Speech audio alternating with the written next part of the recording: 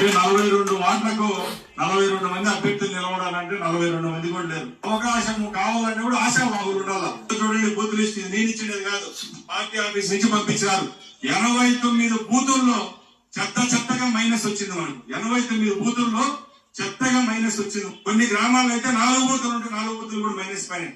కొన్ని పార్టీల వల్ల పెట్టుకోవడం వల్ల, సమీకరణం వల్ల కొన్ని ఊర్లలో పోయినాయి. ఏడుండే సమీకరణలు ఉన్నాయి, ఏడుండే కులాలు ఉన్నాయి, ఈడుండే మతాలు అవి ఉన్నాయి. వీళ్ళకు కొన్ని ప్రేమలు ఉన్నాయి, ఇంకా సావలేదు. ఆ ప్రేమలు సావవు కూడా. అది గుర్తు పెట్టుకొని మనం ఎలక్షన్ చేస్తే గెలుస్తాం ఈసారి. ఇంకా రాష్ట్రంలో ఇంతకంటే మెజార్టీ ఎప్పుడు రాదు, ఏ పార్టీకి రాదు. అలాంటి మెజార్టీ వచ్చిన సీటే ఈసారి మనం ఎంతతో గెలిచినాం ఆ లెక్కేసుకోండి. అలాంటప్పుడు మనం ఆశామాషిగా తీసేయకూడదు. దయచేసి చెప్తారా, అది ఎవరైనా నేనుంటాను, ఇంకోరు ఉంటాను అభ్యర్థి ఏం కాదు. మనం ఓ పార్టీని నమ్ముకొని ఈసారి గెలిచినాం. మన కార్యకర్తల్లో కొద్దిగా చిత్తశుద్ధి పెంచండి. రేపు రాబోయే కష్టాలు కూడా ఒకసారి ఊహించుకోండి. కార్యకర్తల్లో చిత్తశుద్ధి పెంచండి, రాబోయే కష్టాలు ఊహించండి.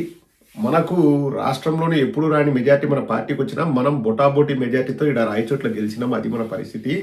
వేరే పార్టీలతో పొత్తు పెట్టుకోవడం అవన్నీ కూడా కలిసి వచ్చింది. ఇప్పుడు ఏవో ఎలక్షన్లకి 42 మంది అభ్యర్థులు కావాలంటే 42 మంది అభ్యర్థులు కూడా లేరంట. ఆశావహులే లేరు. ఇట్టయితే ఎట్టా, చిత్తశుద్ధి పెంచుకోండి అని చెప్పేసి తెలుగుదేశానికి సంబంధించిన మంత్రి రాంప్రసాద్ రెడ్డి చెప్తున్నాడు. రాంప్రసాద్ రెడ్డి కరెక్ట్గా అని చెప్పాడండి. అంటే ఏది నా జూనియర్ అండి, నేను వెనకేసుకు రావట్లేదు కానీ వాస్తవాల్లో చెప్పినాడు. వాస్తవాల్లో బతుకుదామన్నాడు. అది మంచి మాట. 42 మంది అధికార పార్టీ తరఫున అభ్యర్థులు కరువైనారంటే ఆ పార్టీ పరిస్థితి గ్రౌండ్ లెవెల్లో ఏ విధంగా ఉందో అర్థం చేసుకోవచ్చండి. ఇక్కడ నేను వైఎస్ఆర్ కాంగ్రెస్ పార్టీ సపోర్టర్ని కాబట్టి తెలుగుదేశాన్ని తిట్టడానికి కాదు కానివ్వండి, ఇంతకుముందు చంద్రబాబు నాయుడు చేసిన పరిపాలన కంటే ఇప్పుడు 10 రెట్లు దరిద్రంగా ఉందండి ఈ పరిపాలన. నేనన్నం కాదు, తెలుగుదేశం వాళ్ళు అంటారు, స్వయంగా మంత్రి అంటున్నారు. అసలు చిత్తశుద్ధి లేదు, ఆశావహులే లేరంట. ఆశావహులు ఉంటారు. ఏదైనా జరుగుతుంటే ప్రజలకు ఏదైనా మంచి చేయాలనే ఉద్దేశంతో వాళ్ళు బయటకు వస్తారు.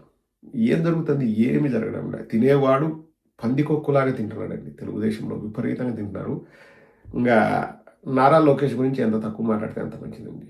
పగలు, ప్రతీకారాలు, కక్షలు, కార్పణ్యాలు, లేకపోతే అర్థమవుతుందా రాజాండం, సందు దొరికితే క్రికెట్ మ్యాచ్లు చూడడానికి చెక్ చేయడం ప్రైవేటు విమానాల్లో, ఆడ డ్యాన్సులు వేయడము. ఇంకా పిఆర్ టీములు, ఇప్పుడు ఈ పిఆర్ టీములు అనేటివి భలే వచ్చినాయండి. ఆ పిఆర్ టీములను పట్టుకొని ఇంకా విపరీతంగా కొట్టించుకోవడం.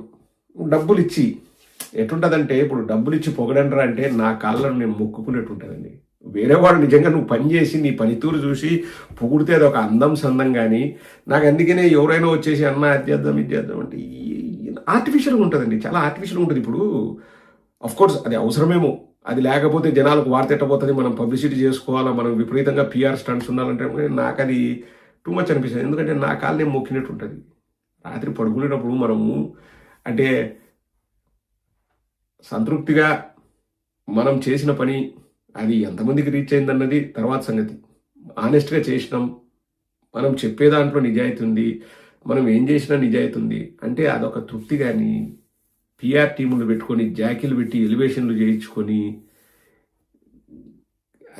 ఇంకా నువ్వే గ్రేటు అని ఏమీ లేని నారా లోకేష్ని ఎలివేషన్ చేయించుకోవడం తప్పితే అంటే పిల్లాటలు అయిపోయినాయండి నారా లోకేష్కి.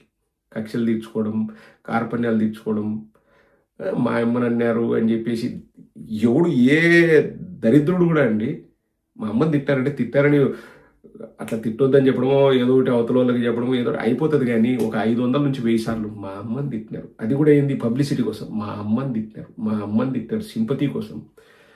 ఇన్నిసార్లు చెప్పినోని నేను చరిత్రలో చూసినండి. నారా లోకేష్కి అది సాధ్యం. ఇప్పుడు జూనియర్ ఎన్టీఆర్ వాళ్ళ అమ్మను భయంకరంగా తిట్టాడు అనంతపురం. తల్లి ఎవరికైనా తల్లే కదండి. దాని గురించి అస్సలు నోరు తెరసాడు, మాట్లాడు. కోనేటి ఆదిమూలం ఒక అమ్మాయిని హోటల్ గది తీసుకెళ్ళి ఆ హోటల్ ఏ రూమ్ నెంబర్లో పాడు చేశాడు అన్నది కూడా ఆమె వీడియో రిలీజ్ చేసి చూపించింది.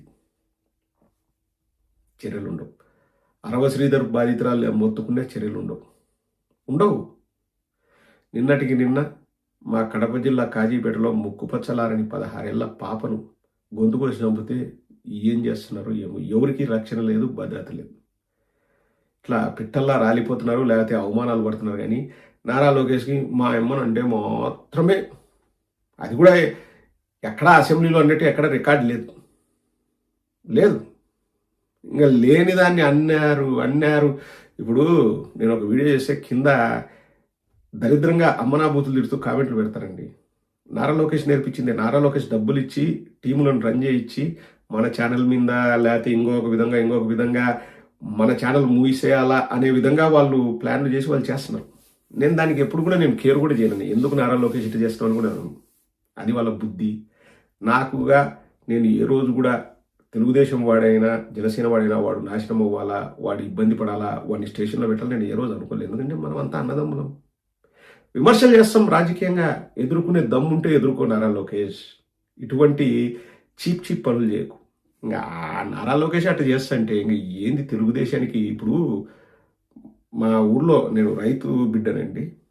మా పెదనాయన కానీ మా నాయన కానీ ఒకటి చెప్పేవాళ్ళు, ఎద్దులతో సేద్యం చేసేవాళ్ళు. రేపు పగ్గాలు అన్నవి పట్టుకోవడం ఎంతో ముఖ్యం. నీకు పగ్గాలు పట్టుకుంటేది రాకపోతే నువ్వు సేద్యం చేయలేవు. నువ్వు పగ్గాలు ఎట్లా పట్టుకుంటే నీ ఎద్దులు అట్లా సేద్యం చేస్తాయి.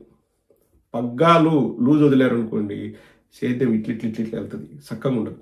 పగ్గాలు పట్టుకొని కంట్రోల్గా నువ్వు ఎద్దుల్ని కోఆర్డినేట్ చేసి చేస్తే సేద్యం బాగా వెళ్తుంది. నారా లోకేష్కు పగ్గాలు పట్టుకోవడమే రాదు, ఇంకా సేద్యం ఎప్పుడు చేయాలా? అందుకనే రాష్ట్రం ఇట్ట తయారైంది, వంకర టింకరగా. ఏది చూసుకునే స్కామే, ఏది చూసుకునే దరిద్రమే. ప్రాణాలకు రక్షణ లేదు. లిక్కర్ స్కాములు, ఇసుక స్కాములు, అమరావతి స్కాములు, విమాన స్కాములు, హెలికాప్టర్ స్కాములు, ఏది తీసుకున్నా కానీ ప్రజల డబ్బు అన్యాక్రాంతం అవుతుంది.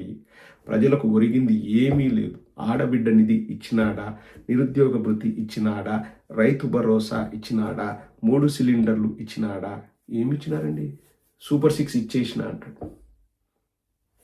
ఫుడ్ టు రిచ్ అనే పథకం ఇచ్చినాడా? ఇంతకుముందు ఏదో P4 అన్నాడు, పబ్లిక్ ప్రైవేట్ పీపుల్స్ పార్ట్నర్షిప్ ఏదో అని. అంటే ఎవడో డబ్బున్నోడు వచ్చేసి పేదవాళ్ళను దత్తత తీసుకుంటారంట, వాళ్ళను పూర్ టు రిచ్ చేస్తారంట. ఎన్ని కుటుంబాలు రిచ్ అయ్యాయి ఇంతవరకు? శ్వేతపత్రం రిలీజ్ చేయగలరా? అడిగిన వాళ్ళపైన కేసులు పెడతారు. ఎదుర్కొనే దమ్ము లేనప్పుడు ఇంకా అధికారాన్ని, పవర్ని అడ్డం పెట్టుకొని చేయాల్సింది. రాంప్రసాద్ రెడ్డికి తెలిసినంత కూడా నారా లోకేష్కి తెలియకపోవడం దురదృష్టకరం. అది